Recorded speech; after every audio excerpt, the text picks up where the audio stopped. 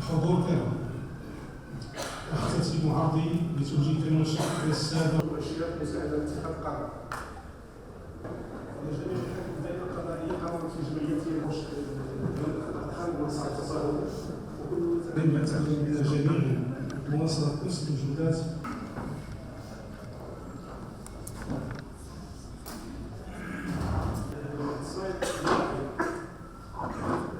السنة تفعيل الأمثل للخصائص في فئة المساعدين القضائيين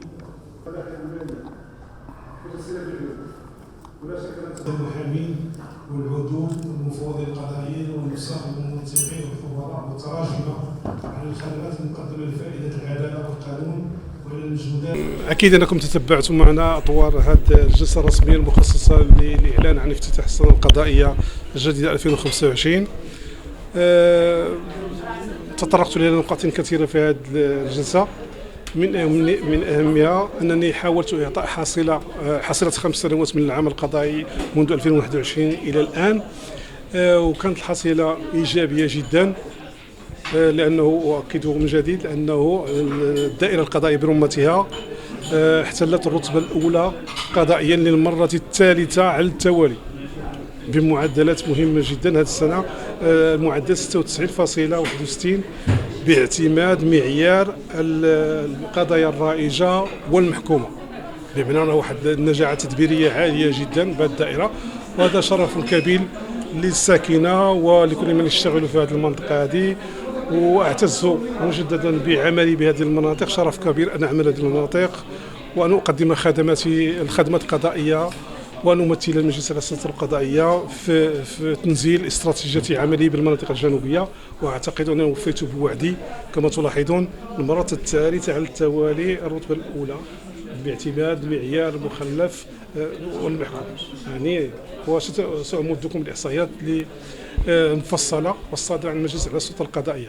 النقطة الثانية أنني أيضا لابد أن أشير إليها، وهو دور المرأة المغربية وقدرتها على تحمل المسؤولية، المقاربة النوعية في التدبيرية. تعلمون جيدا، الجميع يعرف السيدة رئيسة المحكمة الابتدائية التي تحملت مسؤولية إدارة وتسيير المحكمة الابتدائية بالعيون، تسلمت المهام مخلف القضايا سنة 2021 ب 16,000 قضية كمخلف.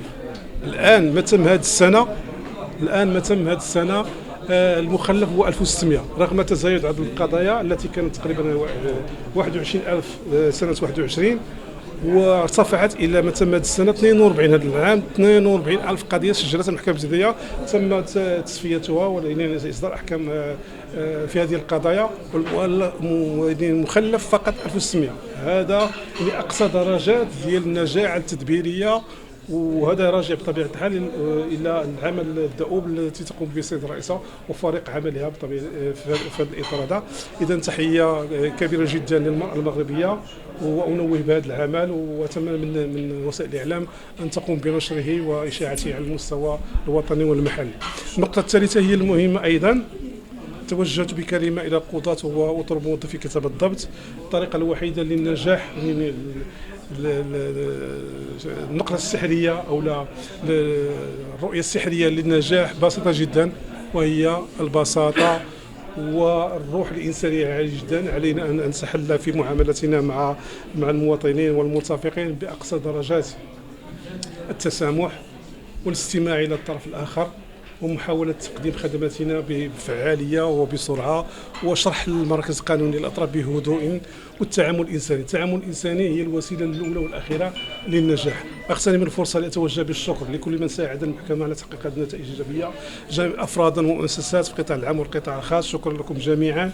أيضا أشدد على الدور الإيجابي للسادة الإعلاميين، الجسم الإعلامي. شكرا لكم لأنكم من المسؤولون على نشر وإذاعة يعني نشر الكامل والسريع والقوي والفعال لهذا. وشكرا لكم جميعا. التي تقرر تنفيذها خلال السنه القضائيه التي يجب افتتاحها، لكن بدايه والساده الممثلين.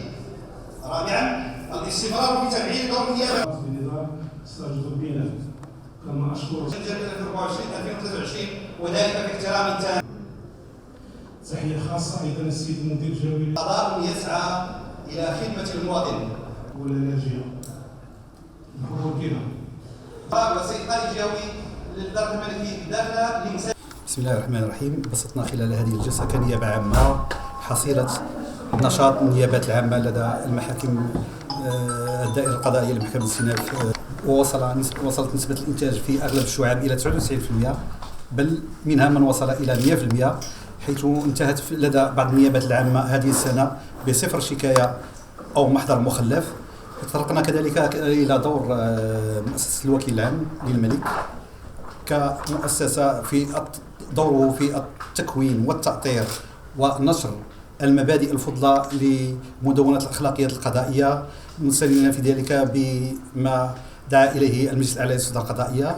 كذلك تطرقنا مؤسسة الوكيل العام ودورها في تنفيذ السياسة الجنائية محليا وجهويا، مستندين في ذلك بالتوجيهات والتعليمات الصادرة عن السيد رئيس النيابة العامة بموجب الدوريات والمناشير، والتي تحدد أولويات هذه السياسة الجنائية المتمثلة أساسا في، على سبيل المثال فقط، في حماية الفئات الخاصة كالنساء والأطفال، التفاعل الإيجابي مع شكايات المواطنين وتظلماتهم، ترشيد الاعتقال الاحتياطي وحصره في الحالات التي يكون فيها ضروريا. وأثبتنا بالأرقام ومن خلال الإحصائيات أن النيابات العامة بالدائرة القضائية تعمل بشكل فعال في ترشيد الاعتقال الاحتياطي واستعمال بدائله وحصره في الحالات التي يكون فيها ضروريا. شكرا.